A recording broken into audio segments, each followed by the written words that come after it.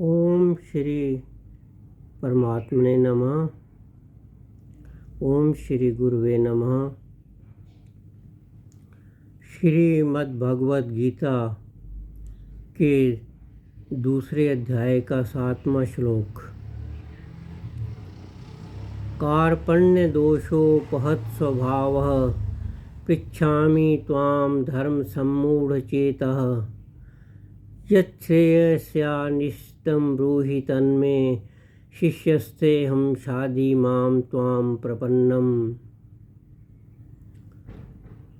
अर्जुन कह रहे हैं कि कार्पण्य दोष से उपहत स्वभाव वाला तथा धर्म के संबंध में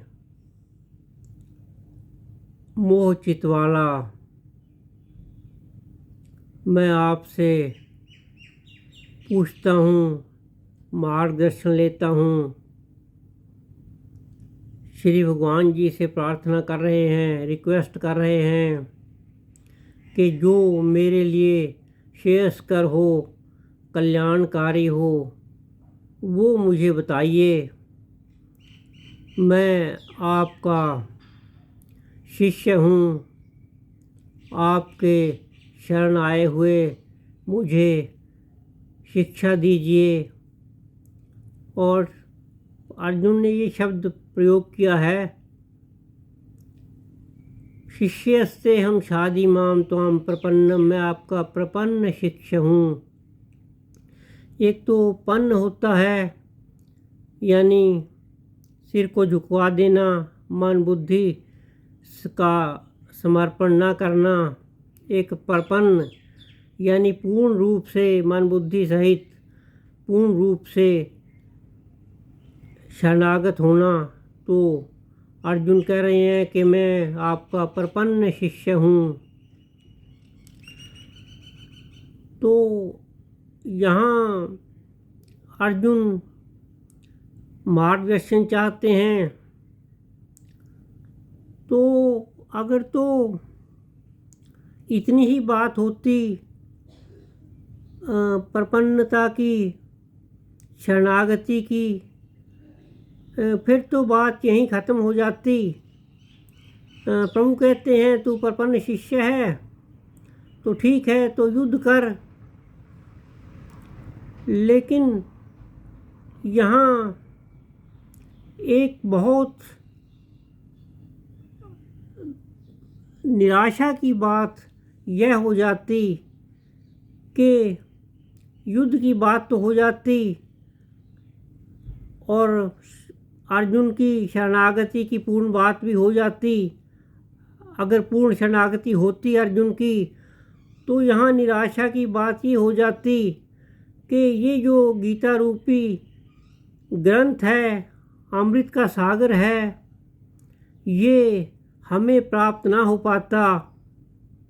तो अर्जुन ने क्या किया, साथ में ही ऐसा कहते ही तभी यह कह दिया।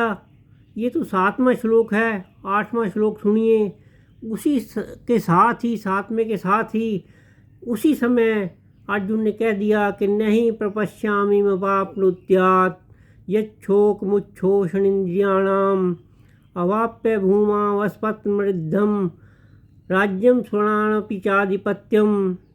अर्जुन कहते हैं कि अगर मुझे स्वर्ग का आधिपत्य भी मिल जाए, स्वर्ग सम्राट मुझे बना दिया जाए, यानी इंद्र की पदवी भी मुझे मिल जाए, या मुझे सारी धरती का निष्कंटक राज्य मिल जाए, समृद्ध राज्य मिल जाए, तो भी ये जो मेरा दुख है अपनों को मारने का, गुरुजनों को मारने का, ये जो मेरा मानसिक संताप है, यह दूर नहीं हो पाएगा।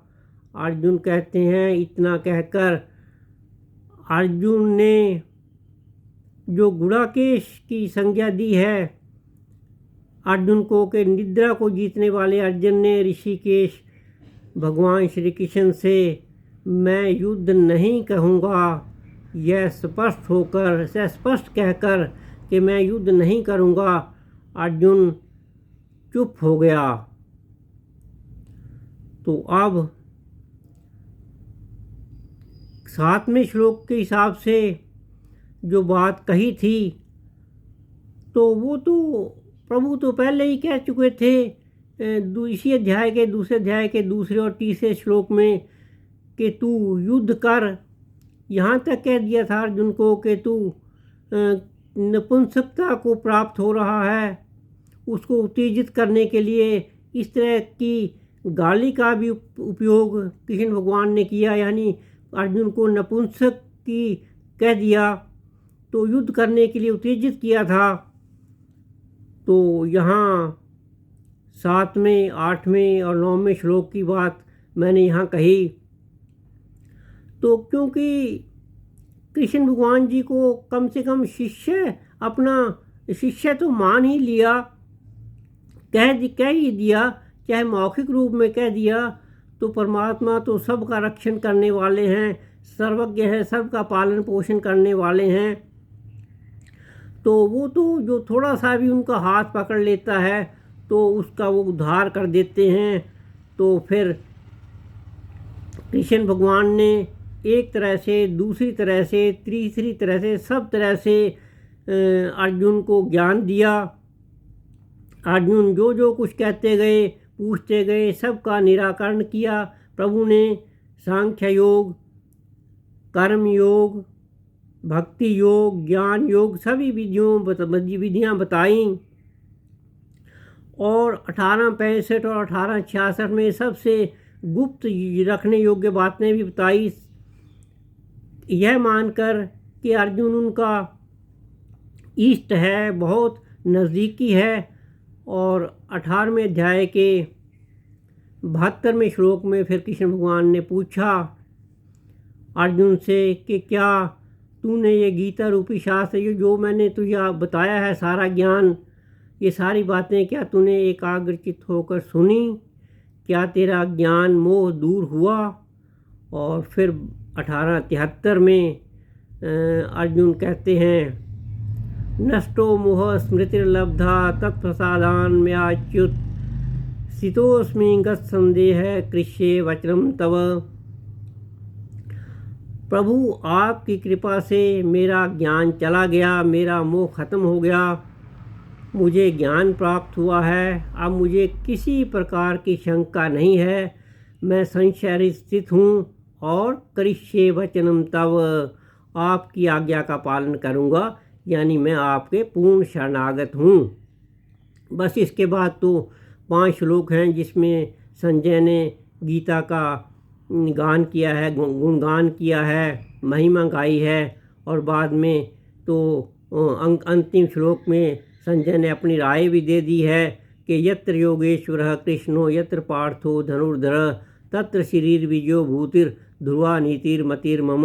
जहाँ पर योगेश्वर कृष्ण भगवान हैं और जहाँ पर धनुर्धर भक्त अर्जुन हैं, वहीं पर श्री, विजय, विभूति और अचल नीति है, ऐसा मेरा मत है।